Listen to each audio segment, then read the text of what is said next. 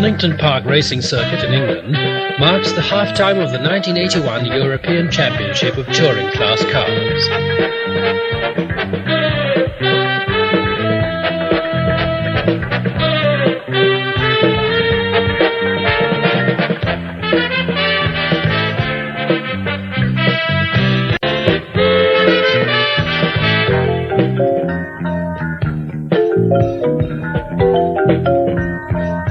Czechoslovak Skoda cars enter the second half of the season with a formidable record. Unchallenged, they have won all the races in their own class, and they are also in the lead in the overall classification of car makes. Audis, last year's champions, are trailing behind Skoda.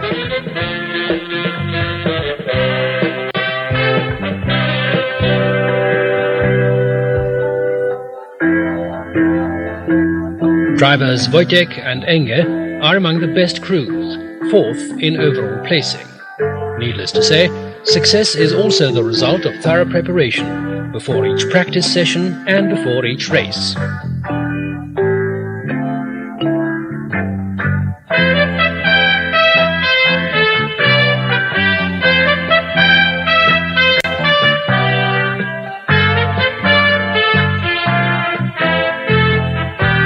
It has become almost a rule for the Skodas to be the fastest in their division and never to finish a long way down in spite of their 1300cc handicap.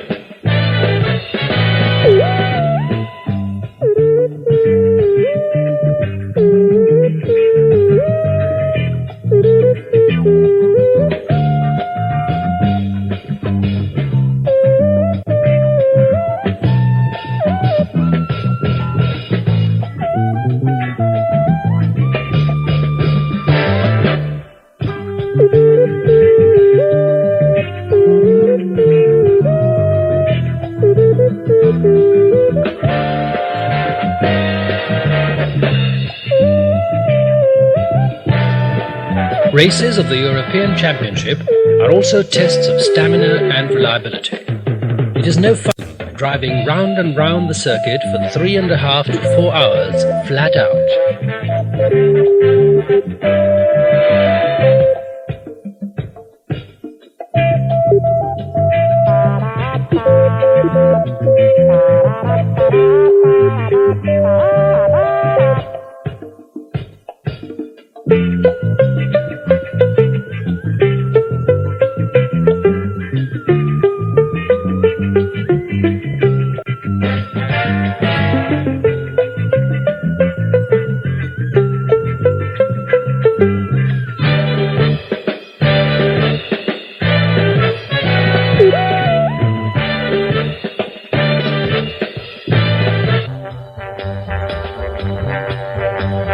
And now England's notorious weather comes into the picture. It begins to rain.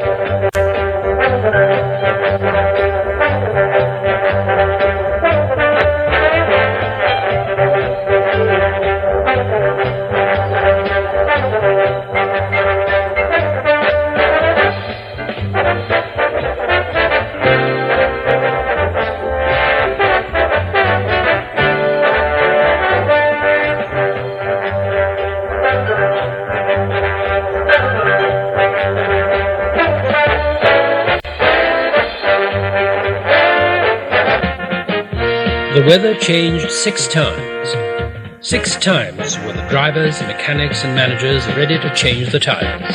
And 6 times did they change their minds.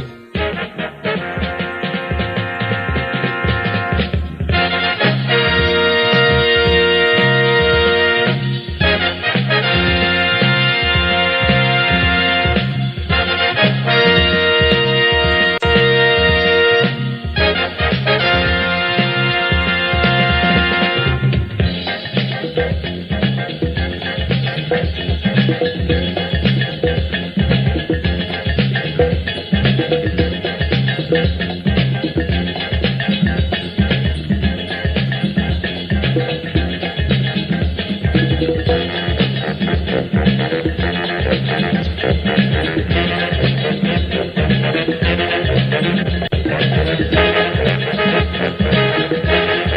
too, Czechoslovak cars are doing fine. Two of the Skodas are heading the first division.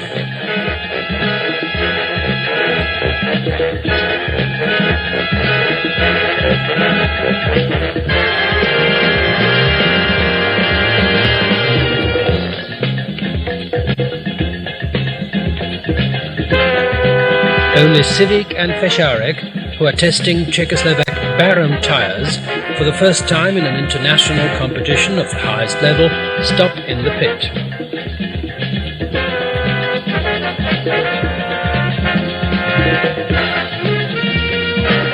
With the road wet, engine size and power no longer count. The car's handling and the driver's skill decide. This is an advantage for the Skoda crews. The Skoda 130s rank among the best handling cars in the championship. This is also why Wojtek and Enger, the best of the Czechoslovak crews, change places on the technical circuit in a leisurely and cheerful way. The car is in good condition, the race can go on.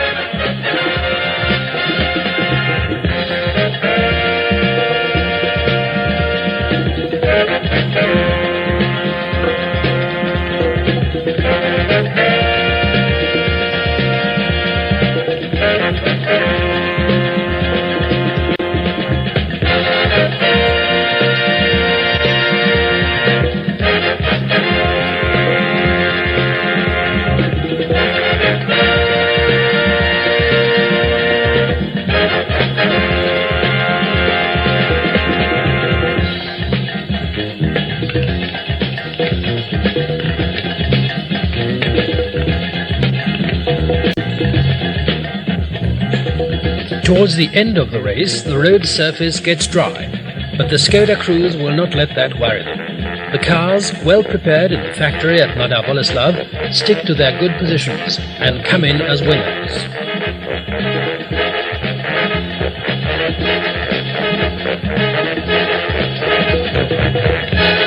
Not all of the competitors were quite so successful. Even some of the favourites found the 3.5-hour race too much of a strain on their nerves. The Skodas, however, again confirmed their position among the greatest favourites of this year's championship. The Donnington race is over, and everybody is moving back to the continent. The next meeting place is the Salzburg Ring at the foot of the Austrian Alps.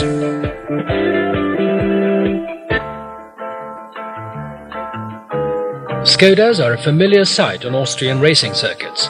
In fact, this was where they began years ago.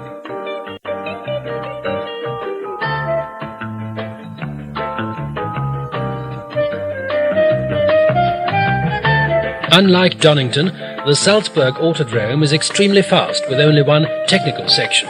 This makes it much harder for the Skodas, as the more powerful cars can have a field day here.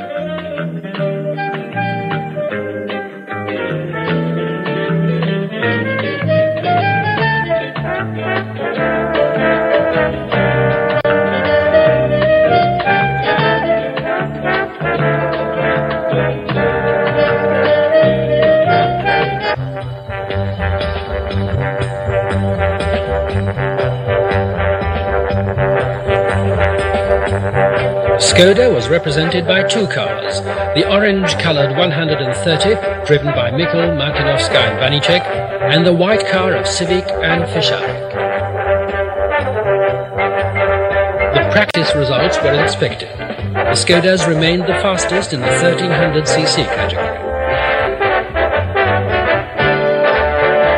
On the starting grid, they were in the company of the true elite of the circuits. On a fast circuit, the difference in engine output between the less and the more powerful cars stands out more strikingly, but the Skodas are again uncontested in their division.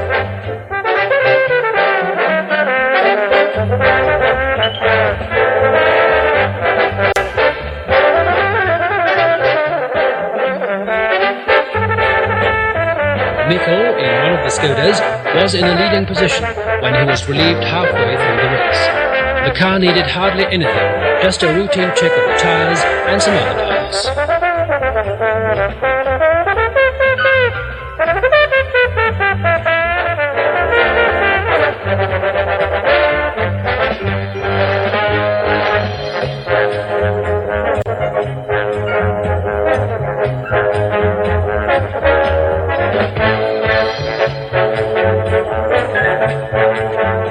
In the second half of the race, the situation was virtually unchanged, except perhaps for the growing number of cars driven to complete exhaustion, as is usually the case on this flatland circuit.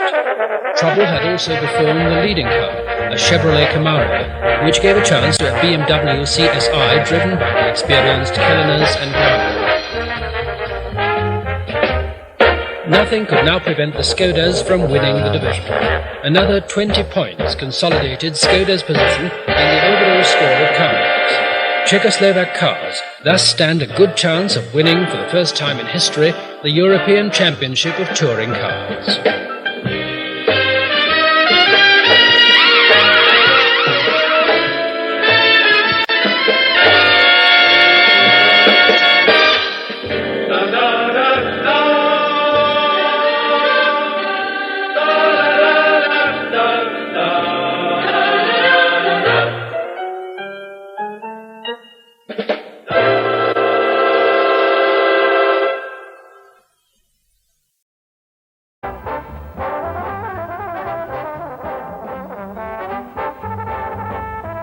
Mikkel, in one of the Skodas, was in a leading position when he was relieved halfway through the race.